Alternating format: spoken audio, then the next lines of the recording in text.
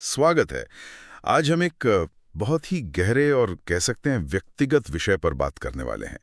अपने अंदर, अपने भीतर ईश्वर की उपस्थिति से जुड़ाव महसूस करना, ये कैसे होता है? नमस्कार।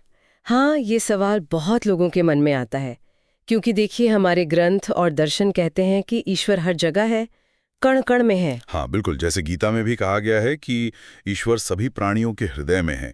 ईश्वरो हरि सर्वभूतानाम हृदयेशे अर्जुन तिष्ठति। तो मतलब वो हमारे अंदर ही हैं। जी बिल्कुल, वो हमारे हृदय देश में स्थित है। पर सवाल ये है कि हम इसे महसूस कितना करते हैं। ये जुड़ाव सिर्फ बाहर मंदिर जाने या पूजा करने तक ही सीमित नहीं है ना? नहीं, बिल्कुल नहीं। ये तो अपने अंतःकरण की गहराइयों में उतरने की बात है, जहाँ वो दिव्य चेतना, जिसे आत्मा या परमात्मा कहते हैं, वो मौजूद है। उसे पहचानना, उसे अनुभव करना, ये है वो यात्रा। अच्छा, तो चलिए इसी आंतरिक संबंध को थोड़ा और समझने की कोशिश करते हैं। हम ईश्वर के कई रूपों के बारे में सुनते हैं, ब्रह्मा, विष्णु, शिव, देवी माँ, आदि शक्ति। लेकिन एक मूल स्वरूप भी है जो अनंत है, निराकार है। तो इस अंदर के जुड़ाव के लिए इसे कैसे समझें? देखिए, ये जो विभिन्न रूप हैं, वो उसी एक परम सत्ता की अलग-अलग अभिव्यक्तियां हैं। भक्तों की श्रद्धा, उनकी समझ के लिए, ताकि वो किसी रूप से जोड़ सकें। अच्छा। पर जो मूल तत्व है, वो दिव्य चिंगारी, वो आत्मा, वो तो निराकार है और हमारे हृदय में ही स्थित है। अच्छा। उसे पहचानना ही असल में भीतर ईश्वर को पाना है। ये सारे रूप समझिए उस एक तक पहुंचने के रास्ते जैसे हैं। और जब किसी को ये अंदर का जुड़ाव महसूस होता है, तो वो होता कैसा है? मतलब क्या फील होता है? ये एक बहुत गहरी शांति का अनुभव होता है। हाँ। असीम शांति, एक बिना शर्त वाला प्रेम महसूस होता है, सबके लिए, पूरी सृष्टि के लिए। सबके लिए? हाँ, एक जुड़ाव, एक समरसता, और मन एकदम शांत होने लगता है। अच्छा। विचारों की जो दौड़ है वो थम जाती है। तो क्या विचार बंद हो जाते हैं? बंद नहीं होते, पर आप उनसे बंधते नहीं। आप एक साक्षी भाव में आ जाते हैं। मतलब आप अपने विचारों, अपनी भावनाओं, जीवन की घटनाओं को बस देख पाते हैं, बिना उनमें उलझे, एक दृष्टा की तरह। साक्षी भाव, ये सुनने में बड़ा शांत लगता है। हाँ, ये उदासीनता नहीं है, बल्कि एक गहरी स्थिरता और स्पष्टता है। पर इस स्थिति तक पहुंचना या इस जुड़ाव को और गहरा करना, इसके लिए क्या तरीके हैं, क्या साधन है? कई साधन है बिल्कुल। जैसे ध्यान लगाना, मेडिटेशन, वो मन को शांत करने में मदद करता है। जप करना यानी मंत्रों का उच्चारण, वो चेतना को एक बिंदु पर लाता है। पूजा भी एक तरीका है, बाहरी तौर पर समर्पण दिखाने का। और भक्ति योग? हाँ, भक्ति योग मेरे विचार में ये शायद सबसे सहज और शक्तिशाली मार्ग है। जब ईश्वर के प्रति गहरा प्रेम और पूरा समर्पण होता है ना, तो वो मैं और तुम का जो फासला है वो अपने आप मिटने लगता है। अच्छा, तो ये प्रेम ही जोड़ देता है? हाँ, हृदय जब प्रेम से भर जाता है तो दीवारें गिर जाती हैं। क्या ये जुड़ाव मतलब एक जैसा ही होता है सबके लिए, या इसके भी कुछ लेवल्स होते हैं, अवस्थाएं? नहीं, इसके कई स्तर होते हैं। धीरे धीरे अनुभव गहरा होता है। जैसे पहली अवस्था है सामान्य जागरूकता। इसमें हम ईश्वर को ज्यादातर बाहर ही देखते हैं, मंदिरों में, मूर्तियों में, या शायद प्रकृति में। हाँ, ये तो आम बात है।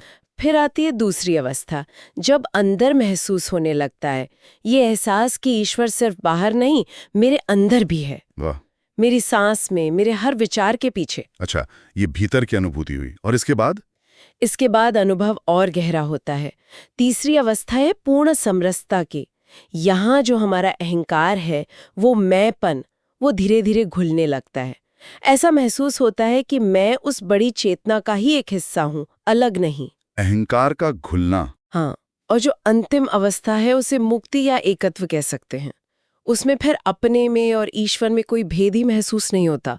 अद्वैत का अनुभव, मैं ही ब्रह्म हूँ वाली अनुभूति। ये तो मतलब जीवन को पूरी तरह से बदल देने वाला अनुभव होगा। बिल्कुल। अगर कोई संदरूनी जुड़ाव को महसूस करने लगता है तो उसके रोजमर्रा के जीवन पर, उसके व्यवहार पर क्या असर दिखता है? असर बहुत साफ नजर आता है। उसके व्यवहार में ना एक स्वाभाविक शांति आ जाती है। करुणा, सहनशीलता, बिना किसी वजह के प्रेम, ये सब अपने आप झलकता है। मुश्किलों को कैसे देखता है वो इंसान? मुश्किलें तो आती हैं, जीवन है, पर वो उनसे टूटता नहीं है। वो उन्हें शायद एक परीक्षा की तरह देखता है, या ईश्वरीय योजना का हिस्सा, कुछ सीखने का मौका। जो नकारात्मक भाव हैं, जैसे अहंकार, डर, गुस्सा, जलन, वो कमजोर पड़ जाते हैं। अच्छा। उनकी जगह विश्वास, धैर्य, संतोष और प्रेम ले लेते हैं। जीवन का नजरिया ही बदल जाता है। मन का द्वैत भाव, ये सोचना कि मैं अलग हूं और ये दुनिया या ईश्वर मुझसे अलग है, ये अलगाव का भाव। मैं और मेरा। बिल्कुल। और इसी से जुड़ा है अहंकार, अहम, जो हमें अपनी छोटी सी पहचान में बांधे रखता है। इसके अलावा दुनिया की चीजों से, रिश्तों से बहुत ज्यादा मोह रखना, अटैचमेंट, झूठा गर्व, अभिमान और लोभ यानी और ज्यादा पाने की इच्छा, ये सब दीवार की तरह काम करते हैं। तो इन दीवारों को गिराने का, इन बाधाओं को पार करने का रास्ता क्या है? रास्ता है लगातार अपने अंदर झांकना, आत्मनिरीक्षण करना, जिसे स्व-ध्यान भी कहते हैं। अपने विचारों, अपनी भावनाओं, अपने कामों के प्रति सजग रहना, देखना कि मैं क्या सोच रही हूँ, क्यों सोच रही हूँ। जागरूक रहना। हाँ, जागरूकता। और साथ ही मन और कर्म में पवित्रता रखना, एक नैतिक जीवन जीना, सदाचार का पालन करना। ये अभ्यास धीरे धीरे अहंकार और मोह को कमजोर करते हैं। फिर वो अंदर का कनेक्शन अपने आप मजबूत होने लगता है। तो शायद हमें खुद से ये सवाल पूछने चाहिए, मतलब सोचने के लिए, कि क्या आप रोजमर्रा की जिंदगी में छोटी छोटी चीजों के लिए भी ईश्वर के लिए एक शुक्रगुजारी, एक आभार का भाव आता है मन में? बिल्कुल। क्या जब कोई मुश्किल आती है तो उस अंदर की शक्ति का सहारा महसूस होता है, या हम पूरी तरह बाहर ही भटकते रहते हैं? हाँ, ये बहुत जरूरी सवाल है। क्या हम सच में कभी वक्त निकालते हैं अपने अंदर की उस दिव्यता को, उस शांति को महसूस करने के लिए, थोड़ा रुककर, ठहर कर? जी। और क्या हम दूसरों में भी वही ईश्वर का अंश देख पाते हैं, या सिर्फ उनके बाहरी रूप या व्यवहार में ही उलझे रहते हैं?